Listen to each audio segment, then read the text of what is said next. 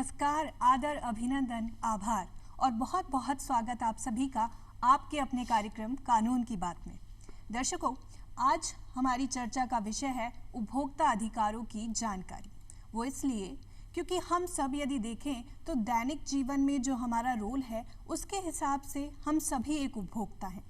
हमारे रोज़ के जीवन में हमें बहुत सी चीज़ों की ज़रूरत होती है। सुबह उठते ही हमें अखबार चाहिए, चाय की प्याली चाहिए, हमें पहनने के लिए कपड़े चाहिए, हमें खाने के लिए सब्जियां चाहिए। तो उपभोक्ता तो हम सभी हैं। इसीलिए हमसे जुड़े अधिकारों के बारे में जानना हमारे लिए बहुत ज़रूरी है। तो इसी विषय पर चर्चा करने के लिए आज हमने आमंत्रित किया है हमारे बेहद खास मेहमान नीरज कुमार यादव जी को। चलिए इनका स्वागत करते हैं। सर, कार्यक्रम में आपका बहुत बहुत स्वागत जी, है। नमस्कार। क्योंकि आज एक सबसे जुड़ा हुआ मुद्दा हम उठाने वाले हैं और वो है उपभोक्ता अधिकारों की जानकारी। तो क्योंकि इस विषय पर हम चर्चा को आगे बढ़ाएं, उससे पहले हम ये चाहेंगे कि आप हमारे दर्शकों को ये बताएं कि आखिर उपभोक्ता कहते किसे हैं। जी, उपभोक्ता में हम उन सब लोगों को काउंट करेंगे जो एक आम आदमी, एक व्यक्ति, एक समूह या एक संगठन जो अपने खुद के व्यक्तिगत यूज के लिए, पारिवारिक यूज के लिए, घरेलू यूज के लिए कोई भी सामान परचेज करता है, खरीदता है, उसका उपभोग करता है। हम उपभोक्ता में उस चीज़ को काउंट नहीं करेंगे। कोई भी उत्पादन या व्यावसायिक गतिविधि के लिए किसी चीज़ को व्यवसाय कर रहा है, वो उपभोक्ता नहीं है। उपभोक्ता, सीधी भाषा में उपभोक्ता हम उसे बोलेंगे जो किसी चीज़ का उपभोग कर रहा है, किसी चीज़ को लिए अपने व्यक्तिगत यूज के लिए, अपने घरेलू, सामाजिक या चैरिटी के लिए किसी चीज़ को परचेज करके और उसको यूज कर रहा है, वही उपभोक्ता कहलाएगा। तो मतलब आपका कहने का ये मतलब है कि यदि कोई व्यक्ति अपने खुद के पर्सनल यूज के लिए किसी सामान को खरीद रहा है, किसी सेवा का उपभोग कर रहा है, तो वो तो उपभोक्ता है। लेकिन मैं चाहूँ कि मैंने कोई सामान खरीदा है, अब आगे मैं उसे किसी को बेच रही हूँ, तो मैं उपभोक्ता नहीं। जी, वो बिजनेस में काउंट होगा, व्यापार में काउंट होगा, वो उपभोक्ता नहीं है। उपभोक्ता का मतलब हम उसे उपभोक्ता बोलेंगे जो उसका लास्ट यूज कर रहा हो, उपभोग कर रहा हो। जी जी जी, मतलब जो उपभोग कर रहा है वही उपभोक्ता है। ठीक है सर, अक्सर ये कहा जाता है ग्राहकों को कि जागो ग्राहक जागो, और वो जागना इसलिए ज़रूरी है क्योंकि जब हम किसी चीज़ को खरीद रहे हैं अपने उपयोग के लिए, तो हमें उसके साथ साथ वो चीज़ तो मिलती है, उससे रिलेटेड बहुत सारे अधिकार भी मिलते हैं। हम ये जानना चाहेंगे कि आप बताएं कि उपभोक्ता को कौन कौन से अधिकार प्राप्त हैं। जी, उपभोक्ता को सबसे फर्स्ट तो उपभोक्ता को सुरक्षा का अधिकार है। जी, उसके अलावा उपभोक्ता को सूचना का अधिकार है कि वो चीज़ कैसे मैन्युफैक्चर हुई, क्या उसका प्रोसेस रही, ये उपभोक्ता को पता होना चाहिए। उपभोक्ता को वही चीज़ें, उपभोग कुछ पर्सनल रीजन होते हैं, मेडिकल रीजन होते हैं, बहुत सी चीज़ें ऐसी होती हैं जो हर उपभोक्ता के उपयोग योग्य नहीं होती। जी। तो उसके लिए उपभोक्ता को सूचना होनी चाहिए कि भाई उसका पता होना चाहिए, उस पर लेबल मार्कर लिखा होना चाहिए हर वस्तु पे, किस अकॉर्डिंग इसकी प्रोसेस रही। वो मेडिकल की वजह से बहुत सी चीज़ें ऐसी होती हैं जिनका प्रोसेस कुछ इस टाइप से होता है जो उसका उपभोक्ता है, उपभोग करने वाला है, उसके हेल्थ के लिए अच्छी नहीं हो सकती। उसको उपभोक्ता को चुनने का अधिकार होना चाहिए। सबसे फर्स्ट उपभोक्ता को चुनने का अधिकार होना चाहिए। एक उपभोक्ता कोई भी मार्केट में जाके कोई भी वस्तु खरीदता है या ऑनलाइन खरीदता है, अगर उसको चुनने का अधिकार नहीं है, उसके पास एक ही ऑप्शन है, तो वो जो भी होगा गलत सही वो उसी को उसको मजबूरीवश लेना पड़ेगा। अगर उसके पास चुनने का अधिकार है तो उस चीज़ को अच्छे से देखेगा, उसके यूज टू है या नहीं है, उसके हेल्थ के लिए, उसके स्टेटस के अकॉर्डिंग है या नहीं है, उसके इकोनॉमिक कंडीशन के अकॉर्डिंग है या नहीं है। ये उपभोक्ता को चुनने का अधिकार में काउंट होता है। ये उपभोक्ता को चुनने का अधिकार होना चाहिए। उसके अलावा उपभोक्ता किसी भी चीज़ को ले रहा है मार्केट से या उसका उपभोग करेगा या कोई भी सेवा लेगा, तो उसको फर्स्ट उसको सुनवाई का अधिकार होना चाहिए। ये नहीं कि आपने कोई चीज़ ली, वो गलत आ गई, सही आ गई, आप दुकानदार को या सेलर को आप उसके रिगार्डिंग बोल रहे हो कि भाई नहीं, ये मेरे को ये नहीं चाहिए, ये अच्छी नहीं है, फिर सेलर उसको डांट रहा है, डपट रहा है, उससे लड़ाई झगड़ा करने के लिए कर रहा है।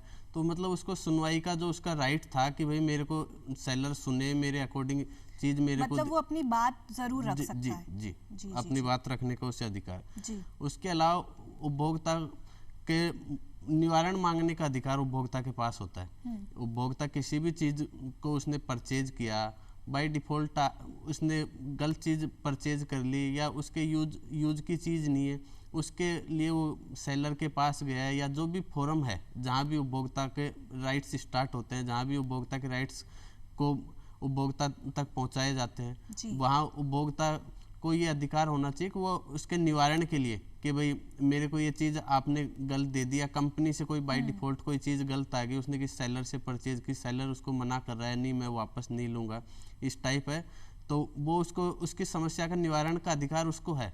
वो सेलर अगर नहीं कर रहा तो कंपनी लेवल पे नहीं होना चाहिए, कंपनी लेवल पे नहीं है तो बहुत से उपभोक्ता संरक्षण के लिए बहुत से फोरम है, बहुत से प्लेटफॉर्म है, वहाँ पे उनको ये अधिकार मिलना चाहिए। उसके अलावा उपभोक्ता को जागरूकता का अधिकार है। बिल्कुल, और वो सबसे इम्पोर्टेंट भी है। वो सबसे इम्पोर्टेंट भी है, हमारा आज का मुद्दा भी वही है। जी। अगर उपभोक्ता के पास जागरूकता नहीं है तो उपभोक्ता के साथ कोई भी चीटिंग कर सकता है, कोई भी फ्रॉड कर सकता है, और वो इसी के द्वारा मिल सकती है। एक तो उपभोक्ता थोड़ा शिक्षित हो, अवेयरनेस हो, तो इसके अलावा सरकार के द्वारा या बहुत से ट्रस्ट चैरिटी जो समाज के लिए वर्क करते हैं उनके द्वारा उपभोक्ताओं तक वो चीज़ें पहुंचाई जानी चाहिए कि उन तक उपभोक्ता तक जागरूकता जाए और उपभोक्ता उस रिगार्डिंग अपनी राइट्स का यूज करे। जी नीरज जी, आपसे आगे जानेंगे कि उपभोक्ता हैं, हम सभी हैं, ये किसी एक की बात नहीं है कि हाँ केवल एक व्यक्ति से जुड़ा हुआ मैटर है या केवल चलिए कुछ लोगों से जुड़ा हुआ मैटर भी है। ये तो हम सब से जुड़ा हुआ है, क्योंकि हमारी ज़िंदगी में हम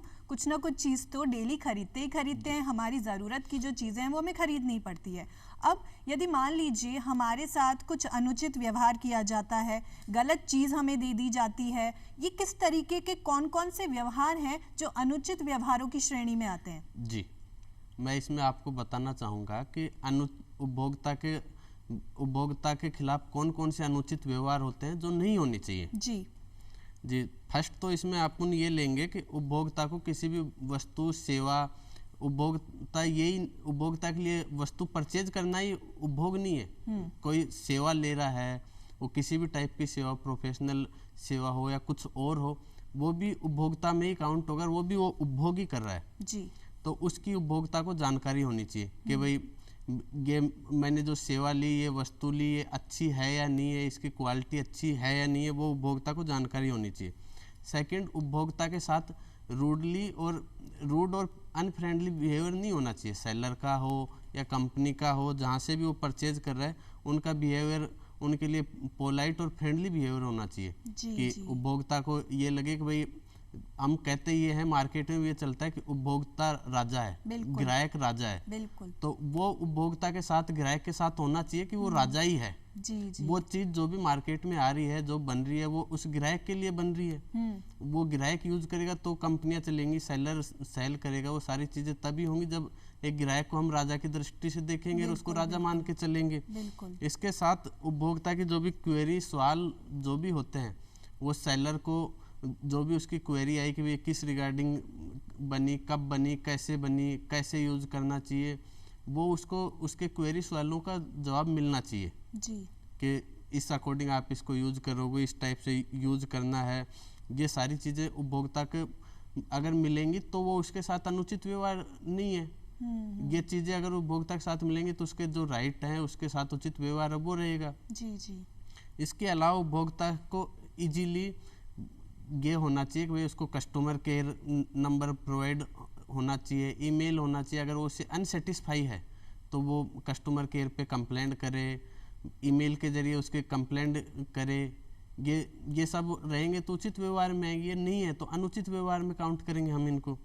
इसके साथ उपभोक्ता के समय और पैसे की कदर होनी चाहिए कि भाई उपभोक्ता मार्केट आ रहा है, अपना टाइम वेस्ट करके जा रहा है, या ऑनलाइन भी जहाँ से परचेज कर रहा है वो अपना कीमती टाइम वहाँ दे रहा है। उसके टाइम और पैसे की कदर हो।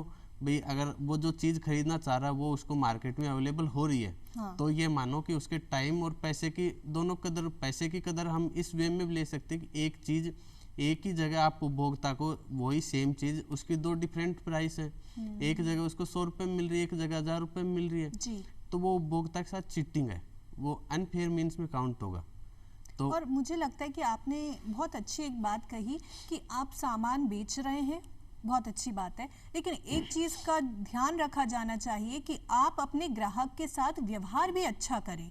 आप सिर्फ सामान ना बेचें, बल्कि एक रिश्ता होता है ग्राहक का और सामान बेचने वाले व्यक्ति का, उसको आगे तक कायम रखा जाना चाहिए। बात की जो सर्विसेज हैं वो भी दी जानी चाहिए कि मान लीजिए हम आपके उस प्रोडक्ट से असंतुष्ट हैं, तो हम आपके पास जब आए तो आप हमसे अच्छी तरीके से व्यवहार करें। राइट? जी जी जी मैम। ठीक है। अब मान लीजिए कि एक व्यक्ति कोई सामान खरीदता है, वो सामान गलत आ जाता है जी। और वो जाता है दुकानदार के पास कि मान लीजिए मैंने चावल खरीद लिए जी। उसने कहा कि भाई नहीं, आपने चावल खरीदी है, ये तो पैकेट है, अब पैकेट वाली चीज का हम क्या करें? हमारे पास ये सामान वहां से आता है, वहां से आता है, और उसको एक के बाद एक आगे भेज दिया जाता है कि हम इस मामले में कुछ नहीं कर सकते हैं। अब उपभोक्ता को ये लगता है कि मैंने तो पैसे दिए थे, मैंने तो सुविधा चाहिए थी, लेकिन उसकी बजाय मुझे तो दुविधा मिल रही है। वो शिकायत करने कहाँ पे जाए? वो शिकायत के लिए उपभोक्ता के पास जो भी कंपनी प्रोडक्ट बेचती है उनको अपना हेल्पलाइन नंबर जारी करना चाहिए, अपने कंप्लेंट के लिए ईमेल आईडी, साइट वगैरह प्रोवाइड करानी चाहिए। उसके अगेंस्ट उपभोक्ता को, ग्राहक को पुलिस थाने में अगर उसके साथ चीटिंग कर रहा है या जालसाजी कर रहा है, कोई दुकानदार मिक्सअप करके बेच रहा है, वो सारी चीज़ों के खिलाफ उनको पुलिस में शिकायत करनी चाहिए। अगर कोई भी कंपनी अपना प्रोडक्ट बेच रही है उसको अपना पैकिंग, क्यूआर कोड वगैरह वो प्रॉपरली ढंग से देना चाहिए, जिससे ग्राहक उसको चेक करके सही से संतुष्ट होकर ही परचेज करे। अगर प्रॉपर पैकिंग है तो ग्राहक को ये तो फिक्स रहेगा कि भाई इसमें कोई पैकिंग सील है, कोई मिक्सिंग नहीं की, या कुछ और जो भी आइटम है वो इसने नहीं डाला, प्रॉपर चीज़ें हैं जो कंपनी दी। अगर खुला सामान भी ग्राहक खरीद रहा है तो उसके लिए भी ग्राहक को सामान दिखाओ, उससे उसको अगर लग रहा है कि भाई बेटर है, भाई खुला सामान है, तो आप टच करके या उसको जो भी ऑप्शन है उसके द्वारा आप चेक कर सकते हो। तो वो सब ऑप्शन उसको मिलने चाहिए कि भाई आप ये सारी चीजें देख के परचेज करो। अगर वो सब चीजें उसको हम प्रोवाइड नहीं कराता, दुकानदार सेलर प्रोवाइड नहीं कराता, तो वो तो ग्राहक के साथ अपने भगवान के साथ या हम राजा माने, भगवान माने, वो उसके साथ बेटर बिहेव नहीं कर रहा। मतलब इंसान के साथ तो कर ही रहे हैं, हम भगवान के साथ तो कम से कम धोखाधड़ी ना करें, और वो भगवान कौन है? वो ग्राहक ही है। बिल्कुल। तो आपने कहा कि जो पुलिस स्टेशंस होते हैं हमारे, यदि हमें कंप्लेंट करनी है तो हम उधर भी कर सकते हैं जी। वहाँ पे हम अपनी शिकायत दर्ज करा सकते हैं और फिर पुलिस उसके हिसाब से कार्यवाही करेगी जी। या फिर ऐसे कोई उपभोक्ता मंच वगैरह भी बने हुए हैं जहाँ पर हम शिकायत दर्ज करा सकते हैं? जी, उपभोक्ता मंच भी बने हुए हैं जी। उपभोक्ता एक्ट भी है जो उपभोक्ताओं को प्रोटेक्ट करने के लिए है। उपभोक्ता मंच हैं, जिला उपभोक्ता परितोष आयोग है, राज्य उपभोक्ता परितोष आयोग है, राष्ट्रीय लेवल पे राष्ट्रीय उपभोक्ता परितोष आयोग है, जिनकी सबकी अपनी अपनी इकोनॉमिकली लिमिटेशंस हैं कि भाई इतने रुपए से लेन देन का होगा तो इस आयोग में जाना होगा, इससे ज़्यादा का होगा इसमें जाना होगा। कुछ फोरम्स भी बनाए हुए हैं, toll free number, helpline number वगैरह भी गवर्नमेंट के द्वारा प्रोवाइड कराए गए हुए हैं जहाँ पे आप अपनी कंप्लेंट रजिस्टर्ड करा सकते हो। कुछ नंबर भी प्रोवाइड है जिस पे आप SMS के जरिए अपनी शिकायत दर्ज करा सकते हो। अच्छा, और देखते हैं नीरज जी कि आज ज़माना बदल रहा है। हम आज से काफ़ी सालों पहले की यदि तुलना करते हैं तो देखते हैं कि चिट्ठियाँ लिखी जाती थी, ठीक है, बहुत सालों पहले, लेकिन आज हमें चिट्ठियां लिखने की ज़रूरत नहीं है। आज हमारे पास मोबाइल है, हमारे पास ऐप्स है, एक मैसेज करते हैं और दूसरे व्यक्ति तक, चाहे वो कहीं भी होता है, हमारी बात पहुंच जाती है। लेकिन बात सिर्फ मैसेजेस तक की नहीं है, बात ये ऑनलाइन चीज़ें अब शॉपिंग में भी आ चुकी हैं। हमें बिजली पानी के बिल जमा कराने की ज़रूरत नहीं है, हम वो भी ऑनलाइन करा सकते हैं। हमें दवाई चाहिए, वो भी ऑनलाइन आ जाती है। हमें खाना खाना है, रात बहुत हो रही है, बाहर निकलने का मन नहीं कर रहा है, हम ऑनलाइन खाना भी मंगवा सकते हैं। सब चीज़ें ऑनलाइन हो चुकी है। एक और चीज़ ऑनलाइन हो चुकी है, वो है ऑनलाइन धोखाधड़ी। हम चाहते हैं कि हम ऐसी धोखाधड़ी से बच जाए, क्या कर सकते हैं? जी, हम ऑनलाइन का, आजकल ऑनलाइन का ज़माना है और ये युग जो है, एट टाइम का जो युग है, वो ऑनलाइन का युग ही कह दो, इसे IT का युग भी बोल सकते हो आप। इसमें बिल्कुल आपने अच्छी बात कही और ये बात कहीं ना कहीं जाके सच भी है आज के दौर में कि ग्राहकों के साथ ऑनलाइन सुविधाएं जो मिली हैं उनके साथ एक सुविधा ऑनलाइन ठगी की भी जो मिली है ग्राहकों को, और वो आज बहुत बड़े लेवल पे, बहुत बड़े पैमाने पे ग्राहकों के साथ, आम ग्राहक के साथ, एक सीधे साधे ग्राहक के साथ हो रही है।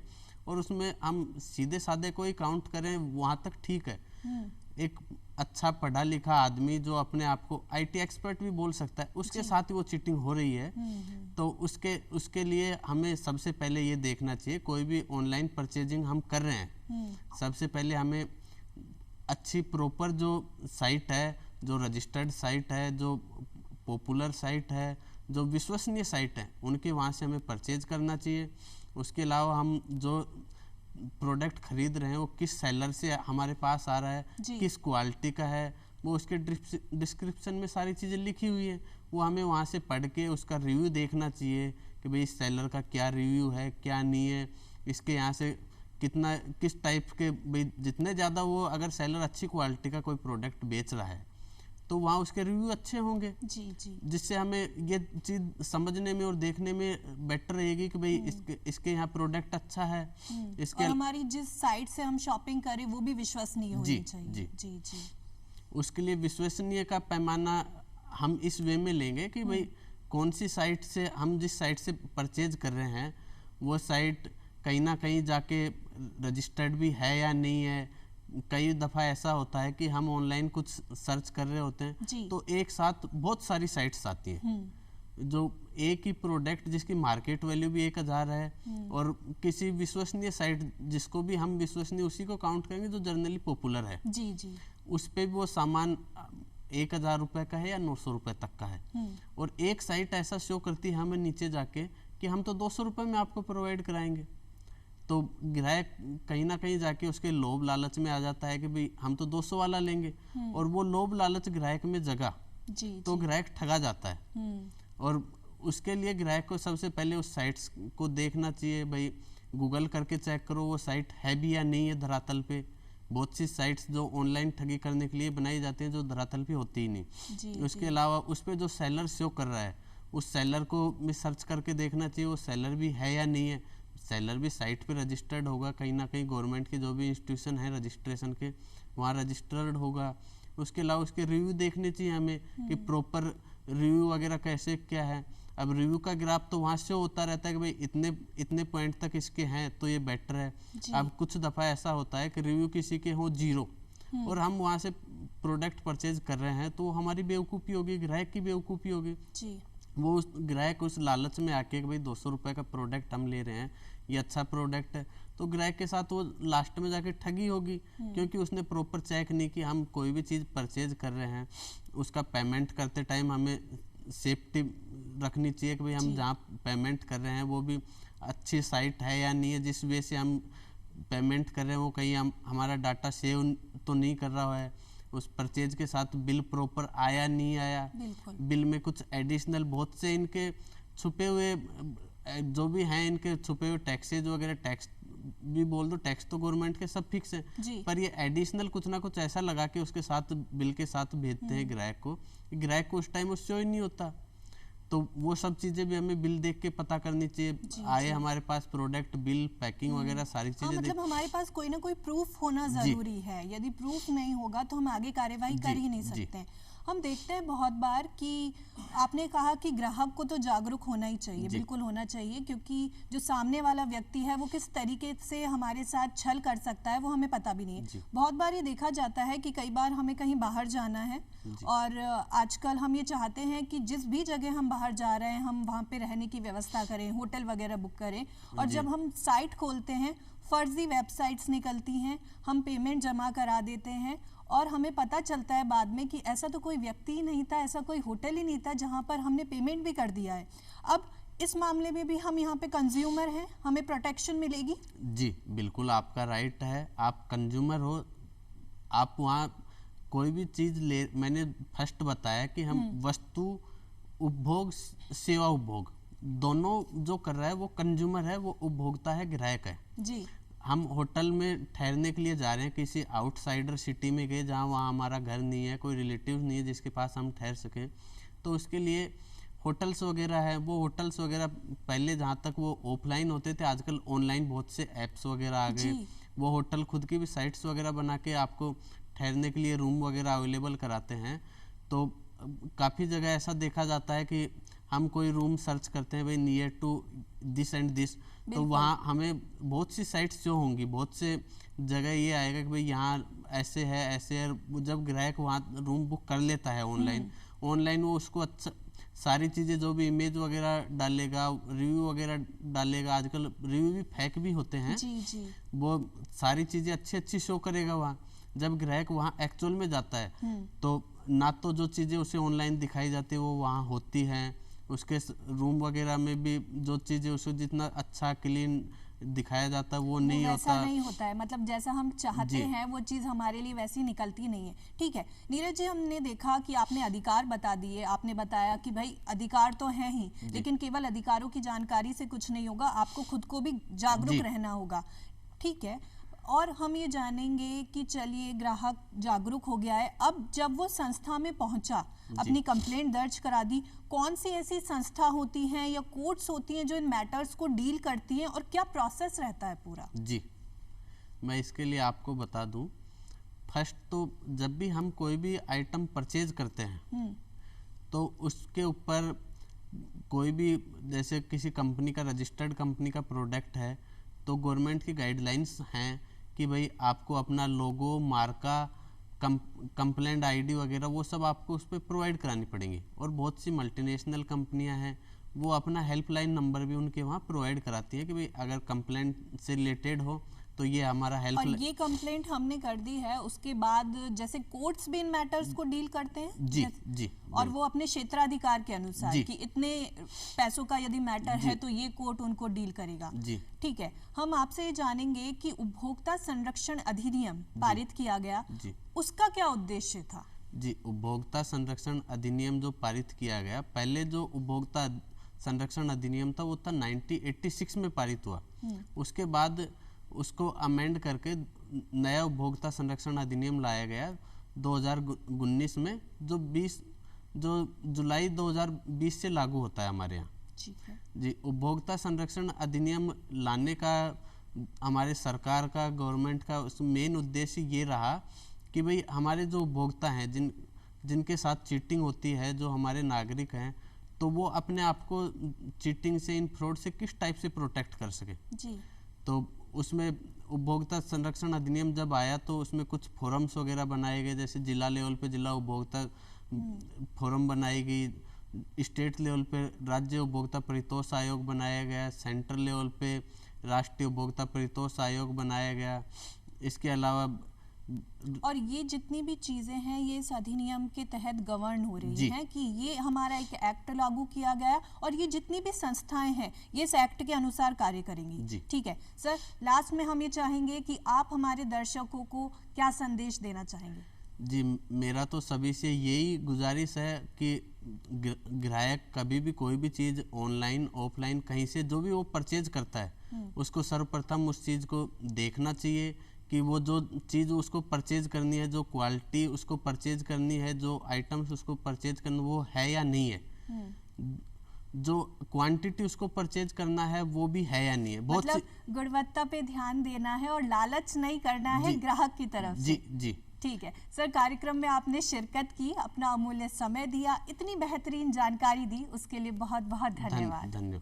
तो दर्शकों, आज की चर्चा के बाद हमने बहुत सी चीज़ों को जाना। हमने ये समझा कि क्या चीज़ हमें करनी चाहिए और क्या नहीं करना चाहिए। हमने ये देखा कि बहुत से अधिकार हमें मिले हुए हैं, हमें उनका उपयोग करना चाहिए। यदि कुछ धोखाधड़ी होती है हमारे साथ तो हमें चुप नहीं रहना चाहिए। संस्थाएं हैं जो हमारे लिए काम कर रही हैं, उनका उपयोग करना चाहिए। और क्या नहीं करना चाहिए कि हमें जागरूकता लाने में कमी नहीं करनी चाहिए। और जो प्रोडक्ट बेच रही हैं कंपनीज हैं, उनका भी ये ड्यूटी है कि वो भी हमारे जो ग्राहक हैं उनके साथ, उनकी सेहत के साथ, उनके जीवन के साथ अपने सामान के माध्यम से कोई खिलवाड़ ना करे। अगली बार चर्चा के लिए फिर मुलाकात करेंगे, तब तक के लिए इजाज़त दीजिए। नमस्कार।